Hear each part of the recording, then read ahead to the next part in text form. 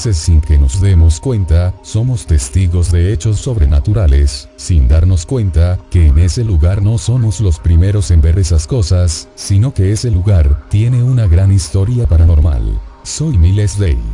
Y esto es la historia detrás de Santa Ana, Gilotzingo y Tlaxcala. El pueblo encantado del monte de San Pablo. Esta leyenda, como la escuché de labios de mi abuela, comienza a finales de 1800, cuando la montaña de San Pablo era una tierra que se encontraba en disputa entre dos poblaciones, Santiago Tlaxcala y Santa Ana Gilotzingo. Como suele suceder en estos casos, las peleas por la posesión de este paraje habían llegado al extremo de batallas campales y asesinatos, hasta que un nuevo presidente municipal decidió terminar con la querella, dividiendo el monte a la mitad. Con esta decisión nació un pequeño caserío en la cumbre del cerro, hecho por personas pertenecientes a ambos poblados que, deseando vigilar sus intereses y explotar su parte en los bosques, empezaron a construir hasta convertirse en una pequeña villa.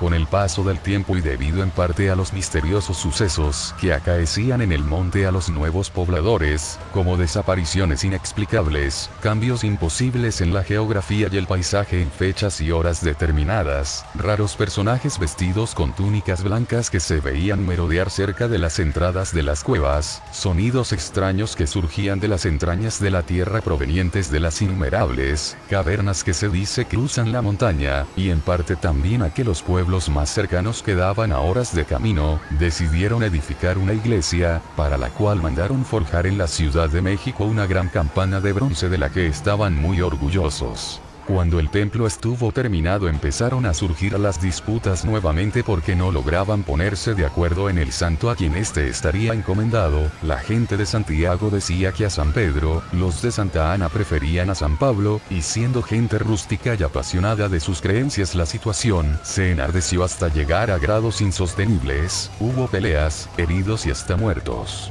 Contaban los ancianos del pueblo que fue castigo divino, que el día que colocaron la campana la tierra, molesta por tanta sangre derramada, se sacudió, abriéndose una enorme grieta en la cumbre del cerro que se devoró literalmente la mayor parte de la villa junto con la hermosa iglesia y su campana de bronce recién colocada. Murió mucha gente en este desastre, y los que quedaron vivos regresaron a sus respectivas poblaciones. Sin embargo, desde aquel día los hechos extraños se intensificaron. Decían las anécdotas de leñadores, pastores y vaqueros a quienes por sus labores sorprendía la noche en las boscosas laderas de la montaña, que había ocasiones en que llegaban desde la cumbre voces misteriosas, murmullos de oraciones, lamentos y gritos que rompían el silencio, y otras veces, como si los muertos estuvieran de fiesta, se escuchaba música, risas y bullicio, acompañando el misterioso tañer de una campana. Además, extrañas luces fantasmales danzaban en la cumbre.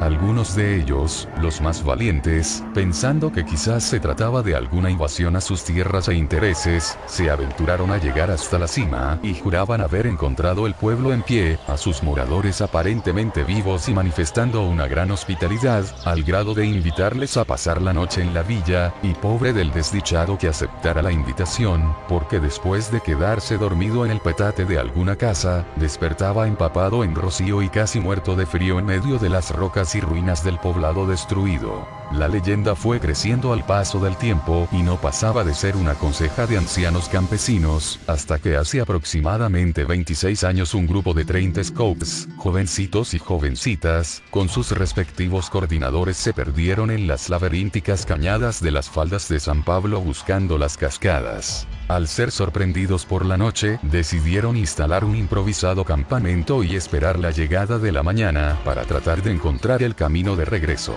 Uno de los chicos, al buscar leña para su fogata, subió más que los demás las laderas de la montaña, y se sorprendió de escuchar voces y risas como las de una fiesta provenientes de la cumbre. Dio aviso a sus compañeros, quienes, pensando encontrar un caserío, comenzaron a subir sin imaginar que tardarían más de 4 horas en llegar a la cima. Cuando totalmente agotados lo lograron, fueron recibidos con grandes muestras de hospitalidad por las personas del poblado, el cual, según comentaron después, estaba sumido en una especie de bruma luminosa. les dieron de cenar, les ofrecieron un lugar donde dormir, una especie de granero enorme lleno de pacas de paja y costales de maíz, y después de mostrarles orgullosos su maravillosa iglesia y su campana de bronce, los incitaron a irse a dormir, lo cual hicieron todos casi de inmediato, debido al terrible cansancio y somnolencia que les invadió al llegar al poblado. Ya en la madrugada, con los primeros trinos de la alondra, se despertaron los primeros chicos, temblando de frío, con la ropa húmeda de rocío y aterrados de encontrarse en descampado. Al despertar los demás, hubo crisis nerviosas, llanto y consternación hasta que un leñador les encontró y les llevó a la cabecera municipal, donde contaron lo sucedido. Desde luego, autoridades y médicos atribuyeron su historia al cansancio y la histeria colectiva. Solo los campesinos que conocían la leyenda les dieron crédito. Sin embargo, cuando yo era niña, mi abuela nos llevaba a mis primos y a mí hasta la loma, desde donde se domina el cerro de San Pablo, y donde en noches especiales del año podíamos escuchar el misterioso y profundo sonar de la campana, proveniente de algún lugar en las entrañas de la tierra. Soy Alucinógeno Trance. Hace año y medio pasó algo que parece difícil de creer. Esta es una historia que me contaron unos chavos que viven cerca de mi colonia. Para empezar, yo vivo en el Estado de México, en Villa Nicolás Romero. Lo que pasó fue cerca de Nicolás Romero, entre el municipio de Isidro Fabela, Tlaxcala y Santa Ana Quilotzingo. Ambos lugares son municipios rurales cercanos a Nicolás Romero. Todo empezó un sábado por la tarde, cuando un grupo de chavos decidieron ir a una fiesta en Santa Ana, y ellos son de Tlaxcala. Entonces la única forma de ir de Tlaxcala a Santa Ana es una carretera en medio de una zona de un bosque espeso. De Tlaxcala a Santa Ana son 25 minutos de distancia en auto, y pues es la forma más sencilla de trasladarse entre estos dos lugares. Todo era normal. Los chavos, que eran 6 aproximadamente, incluyendo mujeres, se dispusieron a ir a la fiesta y fueron ya cayendo la noche. Todo normal por el momento. Entonces, siendo las 2 de la madrugada, decidieron regresar a sus casas en Tlaxcala. Por lo tanto, abordaron su camioneta familiar y tomaron la carretera hacia Tlaxcala, pero justamente a mitad de la carretera se les atravesó en el camino una criatura que era parecida a un pájaro. El ave cubría los 2 carriles de la carretera, y su propósito, según los chavos, era sacarlos del camino,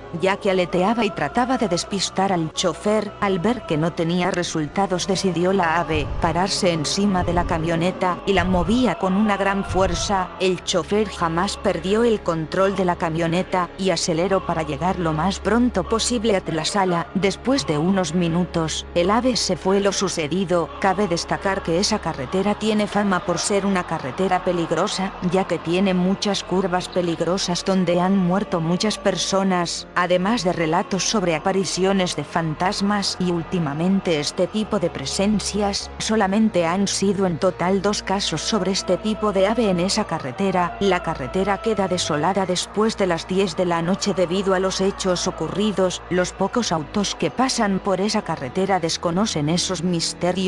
Después de las 11 de la noche solo pasan por esa carretera entre 3 y 5 autos por hora. Que ya investigando este caso se dice que no es un ave. Unos dicen que es un niño demonio, otros que son las brujas, y si recuerdan, en el video de escuelas militares, cuentan de una mujer con alas muy parecida a esta que mencionan aquí. También hay un relato de la Universidad de Tlaxcala, es este. La fecha de la que hablan los del pueblo coincide con la ceremonia de septiembre. Si son observadores, notarán que en los días antes mencionados invariablemente sucede algo irregular en la UAE, ya sea que suspendan las clases o que de pronto lleguen muchos autobuses cargados de tipos vestidos de blanco, y que por la mañana, muy temprano, antes de que comiencen las clases, se realice una ceremonia y al alumnado solo le toca ver a uno que otro individuo con pants blanco, o quizás solo sucede que algunos profesores se ausentan ese día y entonces no hay clase de desarrollo humano. Observen.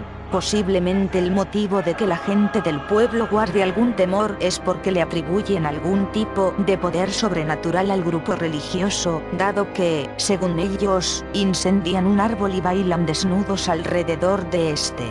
En otros tiempos le hubiesen llamado aquelarre a este tipo de Gracias. ritual. ¿Cuántas veces nos pasa que vamos y visitamos lugares sin darnos cuenta que ahí hay gran actividad paranormal? Visiten mi Face y mi blogger. Soy Miles Day. Y esto fue la historia detrás de Fantasmas en Santiago Trazala.